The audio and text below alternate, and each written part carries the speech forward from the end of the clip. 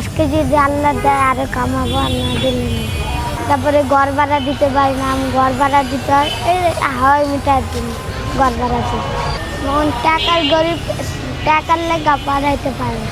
যে বয়সে বন্ধুদের সঙ্গে স্কুলের মাঠে দৌড়ে বেড়ানোর কথা, বই খাতা কাঁধে নিয়ে নতুন স্বপ্ন দেখার কথা, সেই বয়সেই ছোট্ট আরাফাতের হাতে উঠে এসেছে হাওয়াই মিঠাইয়ের বাস।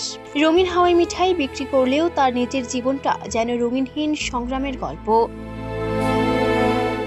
সকাল হলেই শুরু হয় আরাফাতের পথ চলা। কাঁধে কিংবা হাতে হাওয়াই মিঠাইয়ের বাস নিয়ে ছুটে চলে এক রাস্তা থেকে আরেক রাস্তায়। কখনো তীব্র রোদ, কখনো বৃষ্টিতে ভেজা পথ, কোনো কিছুই যেন তাকে থামাতে পারে না। কারণ তার এই ছোট্ট ব্যবসার উপর নির্ভর করে পরিবারের অনেকটা পথ চলা। মানুষের ভিড়ে দাঁড়িয়ে সে মিষ্টি কণ্ঠে ডাকে, হাওয়াই মিঠাই নেবেন? কারো কাছে বিক্রি হয়, আবার কেউ পাশ কাটিয়ে চলে যায়। কখনো কয়েক মিনিটে সব বিক্রি হয়ে যায়, আবার কখনো ঘন্টার পর ঘন্টা অপেক্ষা করেও তেমন সাড়া মেলে না। তবুও আরাফাতের মুখে থাকে চেষ্টা চালিয়ে যাওয়ার দৃঢ়তা। আজকে 210 টাকা চলতে পারবে, আর আজকে যদি আল্লাহ দেয় আরো কামাবো, আর না দিলে নেই।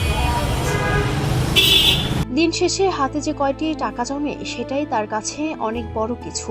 সেই টাকা দিয়ে পরিবারের প্রয়োজন মেটানোর চেষ্টা করে। নিজের জন্য হয়তো নতুন জামা, খেলনা কিংবা প্রিয় কোনো খাবারের আবদার করার সুযোগ খুব কমই আসে। কারণ ছোট্ট বয়সে সে বুঝে গেছে তার চাওয়ার চেয়ে পরিবারের প্রয়োজনটাই বড়। অথচ এই বয়সে আরাফাতের হাতে থাকার কথা ছিল বই খাতা। স্কুলে যাওয়ার পথে বন্ধুদের সঙ্গে গল্প করার কথা ছিল। ক্লাস শেষে মাঠে নেমে খেলাধুলা করার কথা ছিল। কিন্তু বাস্তবতা তাকে ঠেলে দিয়েছে জীবিকার কঠিন পথে।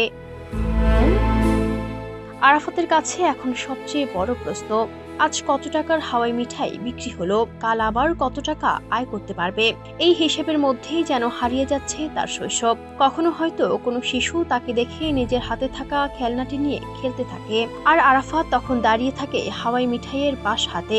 সেই দৃশ্য হয়তো তার নিজের ভেতরেও কোনো এক অপূর্ণ ইচ্ছাকে জাগিয়ে তোলে। কিন্তু পরিবারের কথা মনে পড়লেই আবার সে হাঁটতে শুরু করে। আরাফাতের গল্প শুধু একটি শিশুর গল্প নয়, এটি আমাদের সমাজের অসংখ্য সুবিধাবঞ্চিত শিশুর প্রতিচ্ছবি, যারা শৈশবের আনন্দ হারিয়ে পরিবারের দায়িত্ব কাঁধে তুলে নেয়। তাদের হাসির আড়ালে লুকিয়ে থাকে অপ্রাপ্তি, কষ্ট আর হাজারো অপূর্ণ স্বপ্ন। আরাফাত হাওয়াই মিঠাই।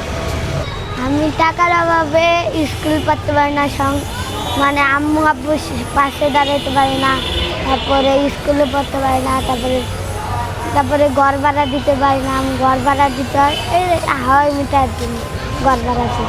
হ্যাঁ লাগে, মাঝে মাঝে লাগে। Doctor Ayesha Akter, Swarna, campus Times.